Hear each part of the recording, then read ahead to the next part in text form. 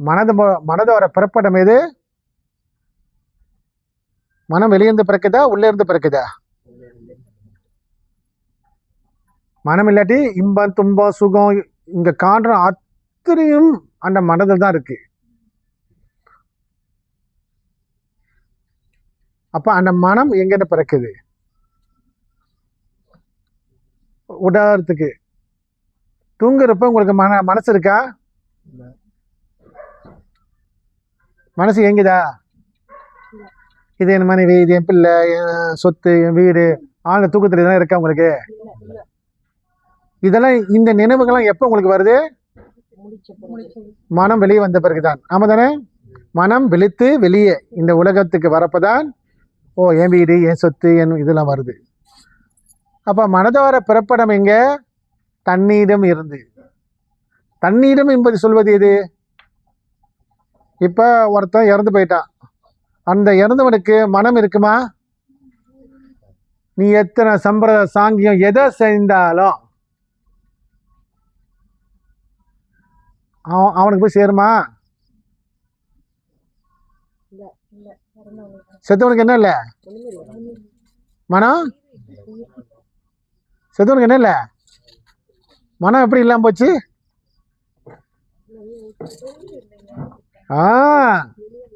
என்னது?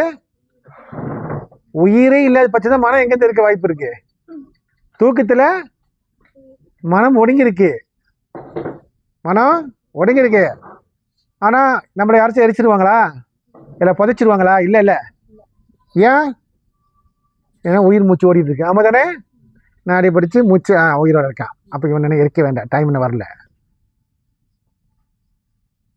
ஆனா அவனுக்கு மனசு இருந்துச்சா? அந்த நேரத்துல மனம் செயல்படல. இல்ல மனம் செயல்படல இல்லாத பட்சத்துல உங்களுக்கு இன்பம் துன்பம் இருக்கா? இல்ல. ஆனா தூங்கி அஞ்சு என்ன சொல்லுவீங்க? ஆஹா நல்லா நிம்மதியா தூங்கி எடுத்துக்கலாம், நல்லா ஃப்ரெஷ்ஷா இருக்கு சொல்றோம். ஆமா தானே? மனம் ஏங்காத வரைக்கும் இந்த உடல் தனக்கு தானே புதுப்பிச்சுக்குது, எனர்ஜைஸ் பண்ணிடுது, எனர்ஜி ரீஃபில் பண்ணிடுது. மனம் எவ்வளவுக்கு வெளியே வந்து செயல்பட ஆரம்பிக்குதோ அவ்வளவுக்கு என்ன ஆகுது? உடல் நோய்படுது, வேதனைப்படுது, துன்பப்படுது, கவலைப்படுது, பொறாம்படுது, போட்டிப்படுது. இப்படி ஒண்ணுனா பட்டு பட்டு என்ன ஆகுது? ராத்திரி ஆனா சோர்ந்து போயிருது. பேசக்கூட இல்லை. கண்ணு அப்படி சொருகிட்டு போகும் பார்த்தீங்களா? ஏன்னா மனம் திருப்பிட்டு அதை ரீசார்ஜ் பண்ற இடம் தன்னோட ஜீவன்லேருந்து, தன்னோட ஆத்மாலேருந்து.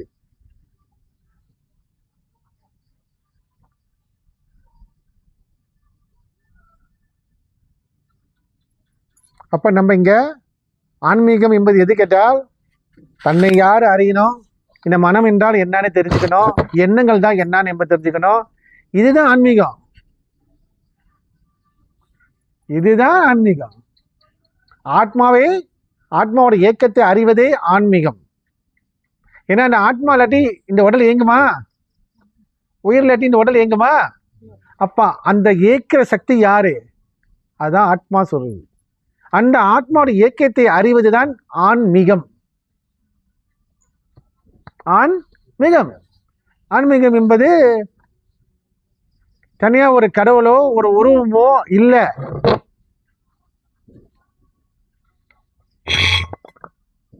தத்துவத்துக்காக, மக்களுக்கு புரிய வைக்கிறதுக்காக, தத்துவமாக அதுக்கு ஒரு பெயரை கொடுத்து உங்களை புரிய வைக்கிறதுக்காக சில உருவத்தை கொடுத்தாங்க. அந்த தத்துவத்துக்கு நுழைஞ்சு பார்த்தீங்களா, அங்க உருவம் இல்லை, வார்த்தையும் இல்லை.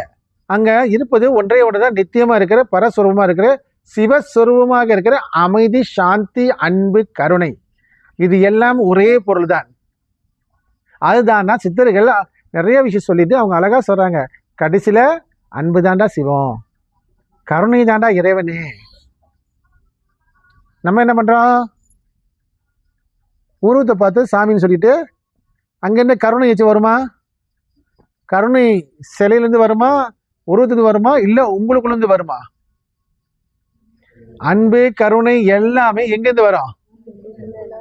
தானே? அப்ப இறைவன் உனக்குள்ள, அந்த உயிர் தானே இறைவனா இருக்கான். உயிர் இருக்கிற வரைக்கும் உனக்கு கருணை இருக்கும். ஐயோ பாவமே, ஐயோ இவனுக்கு சாப்பாடு கொடுக்கணுமே, ஐயோ இவனுக்கு நல்லா செய்யணுமே, ஐயோ இவனை ஏசக்கூடாது பாவம், அவனுக்கு தெரியல அந்த தப்பு பண்றான். இந்த கருணை எங்கன்னு வந்துச்சு? பண்பு பணிவெல்லாம் உயிர் இருக்குனால தானே. அப்ப இதெல்லாம் வெளியே படுற இடம் எங்க? தன்னோட ஆத்மா. அதுதான் சிவம், அதுதான் சிவன் சொன்னது. நம்ம என்ன பண்றோம்? உள்ள இருக்க சிவத்தை அறியாம சொன்ன தத்துவம் எல்லாமே இதை தான் சொன்னாங்க.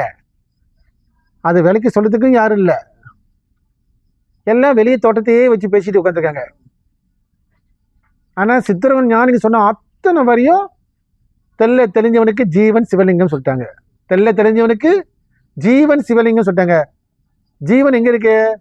இங்க இருக்கா, வெளியே இருக்கா? அப்ப ஞானி திருமூல சித்தர் வந்து என்ன சொன்னாங்க? தெல்ல தெளிந்தவனுக்கு, அதாவது சத்தியத்தை உணர்ந்தவன் தெளிவா இருக்கிறவனுக்கு அவனுக்கு தான் தெரியும் என்னன்னு, ஜீவன் சிவலிங்கம். தெல்ல தெளிஞ்சவனுக்கு ஜீவன் சிவலிங்கம் சொன்னார் திருமூலர். அந்த ஜீவன் என்றால் ஒன்று உயிர், அதுதான்டா சிவலிங்கமா இருக்கு. இதை நான் பல தடவை பேசிட்டேன். ஏன் திருப்பி பேசுறதால் நீங்க இன்னும் ஆழமான புரிதலுக்கு வரணும். நீங்க எவ்வளவு சாதனை செய்யலாம், எவ்வளவு அங்க பயிற்சி எடுத்தா, இங்க குண்டலின் எடுத்தா, இதை செஞ்சா ஒண்ணுமே உங்களுக்கு உருப்படி ஆகாது. ஏன் தெரியுங்களா? நீங்களா பேசிக்கலாம். நான் இந்த குருட்டு போய் குண்டலினி 2000 கொடுத்து எடுத்தேன், இங்க போயிட்டு இவரு தீட்சை கொடுத்தாரு, இங்க ஒரு 6 சக்கரத்தை அப்படியே கலர் அடிச்சு காட்டினாரு, எவ்வளவு செஞ்சுக்கலாம். ஆனா வெளியே வந்து வாழ்க்கை என்பது சுழற்சியில நிக்கிறப்ப என்னாச்சு?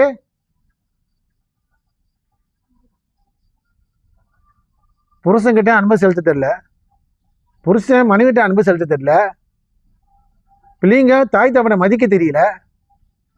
எத்தனை பயிற்சி எடுத்து எத்தனை காசு கொடுத்து வாங்கினாலும் என்ன பிரச்சனை இருக்கு? பண்பு தானே கருணை, அந்த கருணை தானே அன்பு, அது உனக்குள்ள இருக்கு தானே. கடைசி வரைக்கும் அதை தொட்டு கூட யாரும் பார்க்கல. வேதனைக்கு ஒரு விஷயம் என்ன தெரியுங்களா? உள்ள இருக்கிற அந்த ஈசனை, ஆத்மஸ்வரூபமா இருக்கிற அந்த பரந்தாமனை, பரம்பொருளை, அதை நீங்க கொஞ்சமாச்சும் தொட்டுந்தா உங்களுக்குள்ள ஒரு கருணை உண்டாகும். ஒரு கருணை தானா மலரும். அது பணத்தானாலேயோ பொருள்னாலேயோ உடல்னாலேயோ இல்லை, அப்படியே மலரும். அவனை அடையிற பெரிய கஷ்டம் இல்லை. நல்லா தெரிஞ்சுங்க. இன்னைக்கு இறைவனை அடைவது யாராச்சும் கஷ்டம் சொன்னாங்களா? அவன் கடவுளுக்கு விரோதியானவன்.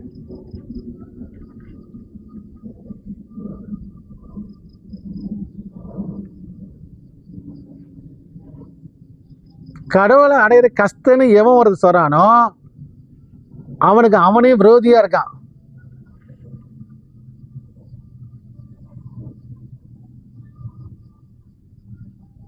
அது தூய்மையும் அங்கதான் இருக்கு.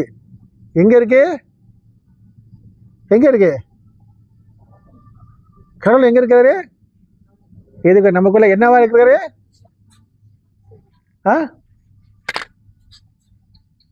ஜீவனாக, உன் உயிராக இருக்கிறாரு. அதுதானே இவனுக்கு இயக்கிட்டு இருக்கு. அதுதானே ஒருத்தனுக்கு சோறு போடுது. அந்த உயிருக்கு நான் தானே போய் ஒருத்தனுக்கு பாவம்னு சொல்லி சோறு போடுற. ஒரு கஷ்டம் உதவி செய்ய போறீங்க. ஒரு ரொம்ப வேதனைக்கு அவனை போய் அரவணைச்சு அந்த வேதனை பங்கு எடுத்துக்கிறீங்க. அவனுக்குள்ள உயிர் எட்டி நடக்குமா? அப்ப நம்மளை அணைச்சிட்டு இருப்பது யாரு? இறைவன் தானே.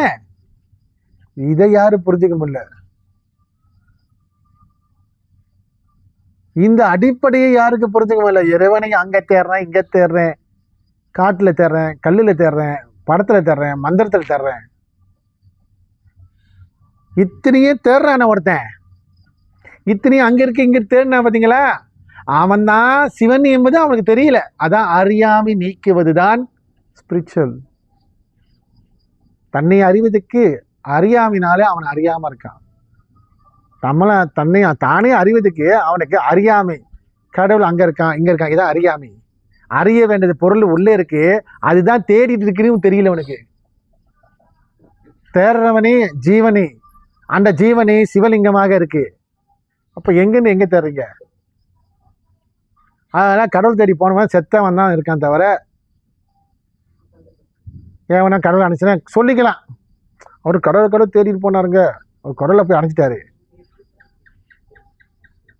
ஆனா உண்மையான கடவுள் அவன் கடைசிக்கு அறியாம தான் போயிருக்கான். கடவுள் அங்க இருக்கு இங்க இருக்கு இதுல இருக்கு அது இருக்குன்னு அவன் தான் அந்த கடவுள் நம்ம தெரியாம இருந்திருக்கான் பாரு. அதுதான் ஒரு வார்த்தை அழகு சொல்லுவாங்க, நான் கடவுள் சொல்லுவாங்க. நான் கடவுள். இது எவ்வளோ பற்றி தெரியும்? நான் கடவுள் தெரியுமா? அப்படி புரிஞ்சுக்கிற விஷயம் அல்ல.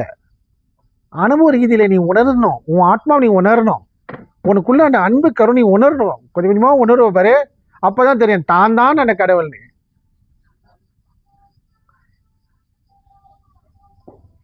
இதை நீ உணர்ந்து நீ பெற வேண்டும் என்றால் முதல்ல உன்னை அறியாமை நீக்கணும்.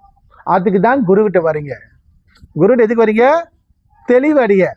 இவெல்லாம் எதெல்லாம் நீ கடவுள் சொல்லிட்டு இத்தனை வருஷமோ, ஆனால் உன் குணம் மாறல, உன் செயல் மாறல, உன்னோட மூட நம்பிக்கையை விட்டு போகல.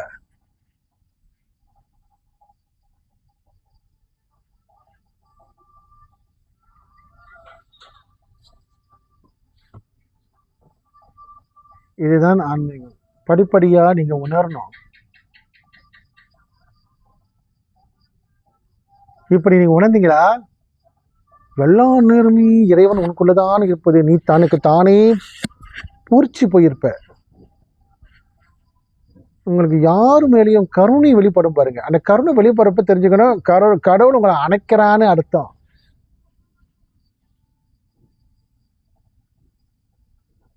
இறைவன் உங்களை அரவணைக்கிற உங்களுக்கால் ஃபீல் பண்ண முடியுங்க.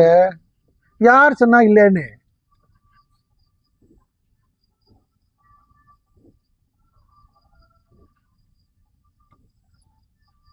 அவனை அடைய பெரிய காசுலாம் ஒண்ணுமே கிடையாது. அது அன்பு சுருமாச்ச. கஷ்டப்பட விடுமா? கஷ்டப்பட விடுமா? கஷ்டத்தை கொடுக்குறதா இறைவனா? வாய்ப்பே இல்லை. அவனுக்கு பேர் என்ன வச்சிருக்காங்க? அன்பு, கருணை, ஜீவன், சிவன், சக்தி. அவனால முடியாது எதுவுமே இல்லை. அவன் தான் நம்மளை காப்பாற்ற முடியும், எல்லாத்துக்கும் தெரியுது. ஆனா அவன் எப்படி இருக்கான், எங்க இருக்கானே எங்க தெரிறீங்க? வெளியே தெரியுங்கன்னா உங்களுக்கு தெரியல. அதான் அறியாமி சொன்னேன்.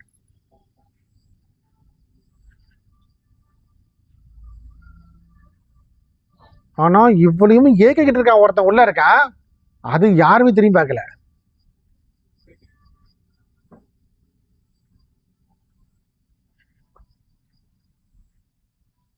ஒரு வேடிக்கை என்னந்தா, சாமி பால் குடிச்சு சொல்லி ஒரு பெரிய ஒரு இது வந்துச்சு. ஆமா தானே? இன்னும் சில இடத்துல ஓடி தானே கூத்துதான். ஆமா தானே? வெளியே சில சாமி பால் குடிச்சோம், அதுக்கு தட்சணை, அது ஒரு பெரிய பிசினஸ் பண்ணிட்டாங்க ஒரு குறிப்பிட்ட காலத்துல, ஷார்ட் டைம்ல.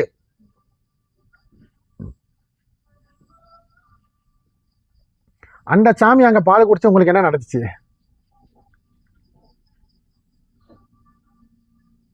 இது மென கட்டி வருஷம் நின்று கீழே கட்டி நானும் அந்த தப்பு பண்ணேன்.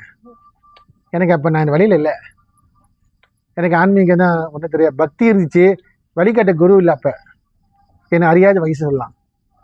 அந்த கீழே கட்டி அந்த ஒரு டீஸ்பூன் எடுத்துக்கிட்டு கடவுள் குடிக்கிறா உத்து கவனிச்சேன். வாய் திறக்கிறாரா இல்லையா? இப்படி இப்படி நினைக்க உங்களுக்கே தெரியாம உன் மைண்ட் என்ன பண்ணுது? இந்த கை இருக்க இப்படியே சாய்க்குது, அது உனக்கு தெரியல. You can feel. இது ஒரு மேத்தமேட்டிக்ஸ் ஆக்சுவலி. அந்த மேத்தமேட்டிக்ஸில் அது சின்ன டீஸ்பூன் தானே, பெருசாலாம் காட்டிலாம் கொடுக்கல. பெருசாக கொண்டா எல்லாம் கண்டுபிடிச்சிருவாங்க. சின்ன டீஸ்பூனில் பால் எடுத்து அது கூட்டம் டீச்சினுக்கு எல்லாம் ஒத்துக்கணுங்க. அந்த இடம் கொஞ்சம் இதாக இருக்குது பாருங்க. இப்போ என்ன ஆகும்? அந்த இடத்த ஒரு வெப்பம் சூழ்ந்து நிற்கும். என்னது? சயின்ஸு மேத்ஸு கலந்துருக்கும் அதில். அந்த இடத்துல மனிதர்கள் 10 பேர் அதிகமாக இருக்கப்ப அந்த இடத்துல உடம்புல வெப்பம் சூடு எங்கே இருக்கும்? அந்த வட்டாரத்தில். அதான் ஓரா சிஸ்டம் சொல்லுவாங்க பேர். அந்த ஓரா நீங்கள் பாருங்கள், 2-3 பேர் இருப்ப காற்று வரும், ஃப்ரீயாக இருப்பீங்க. அதே அந்த 100 பேர் இருக்கிற இடத்துல நீங்கள் எப்படி இருக்கும்? உங்களுக்கு ஒரு ஒரு அடிச்சு போட்ட மாதிரி அந்த ஓராசினா ஒவ்வொருத்தர் உஷ்ணம் ஒரு விதமாக இருக்கும். அப்போ அந்த வெப்பநிலை அங்கே உண்டாவதா இல்லையா? அப்போ அந்த வெப்பநிலை அதில் வேப்பிலை போட்டிருப்பாங்க அந்த சாமிக்கு. அருகம்புல், வேப்பிலை, மாலை எல்லாம் போட்டு புகை ஒரு பக்கம் போட்டிருப்பாங்க, சூடம் எரிஞ்சிட்டு இருக்கும் பக்கம். அப்போ அந்த இடம் எப்படி இருக்கும்? வெப்பநிலை தானே. அப்போ ஒரு சின்ன டீஸ்பூனு நீங்கள் இப்படி வச்சு செய்கிறப்ப உன் மைண்டு சாமி பால் குடிக்க சொல்லிட்டாங்களே, ஸோ குடிச்சு அதுவும் என்ன அது குடி அது அது அது பால் குறையில இங்கே மனசு பட்டுக்குது. என்ன பார்க்கணும்னு சொல்லுவோம், ஓ சாமி குடிக்கல அப்படி என்ன பாவம் பண்ணியிருக்கேன். அதுக்காக இவன் என்ன பண்ணுறான்? இப்படி சாய்க்கிற இன்னும் கொஞ்சம் கோடி சாய்ச்சிட்றான். ஏன்னா அலங்காரம் பண்ணி வச்சிருப்பாங்க. ஆமாம் தானே? அது எங்கே ஊற்றிச்சு உங்களுக்கு தெரியுமா? ஒன்று, நீங்கள் மயில லேசாக இருக்கிறப்ப அந்த லேசான பால் லேஸ் சொட்டு அது இது வெளியாகிறப்ப இந்த வெப்பம் இருக்குல்ல அது உறிஞ்சிடும். வெப்பம் இப்போ இங்கே தண்ணி இருக்கு, நாளைக்குப்பா தண்ணி இருக்குமா? எங்கே போச்சு? காற்று மண்டலத்தில் ஒரு உஷ்ணம் இருக்கு, அது ஸ்டக் பண்ணிடும் எல்லாத்தையும். நீ எதுவும் செய்ய வேண்டாம், நாளைக்கு வந்து பாருங்க, இருக்கா பாருங்க.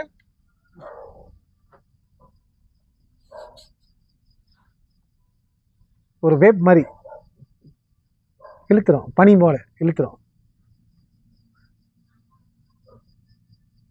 ஆனா இது என்ன பண்ணிட்டாங்க, சாமின்னு வச்சு என்ன பண்ணிட்டாங்க, அது ஒரு தொழிலை ஆக்கிட்டா, பிசினஸ் பண்ணிட்டாங்க. அது எவ்வளோ சம்பாரிச்சிட்டாங்க. ஏன்னா நம்ம தான் 5 வழி போடுறோம், 10 வழி, இன்னொருத்த 10 வழி போடுறப்ப அது 10 வழி நம்ம குறை போட்டு நம்ம தப்பா பேசுவானா?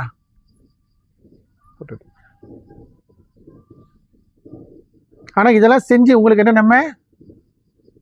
எஜ நன்மையா? உங்க பாவம் கரைஞ்சிச்சா? இல்ல நீ எப்பவும் செய்யற தொழில் விட்டுட்டு நீ கொடி சொன்னாட்டியா அன்னைக்கு? இல்ல நீ உழைச்சவனும் இப்போ சம்பாரிச்சவனும் எல்லாமே உள்ளே இருந்து ஒரு சக்தி வேலை செய்கிறதால தான் உழைக்க முடியும், பேச முடியும், சமைக்க முடியும், எல்லாம் செய்ய முடியும். இங்கே சாமிக்கு பால் கொடுத்தா என் வீட்டில் சமையல் ரெடி ஆயிடுமா? இல்லை, இங்கே தான் நம்மளோட அறியாமை நீங்கணும். மரத்தில் கடவுள் பார்க்க தெரிஞ்ச உனக்கு ஏன் உங்களுடைய கடவுளை ஒன்று பார்க்க தெரியல?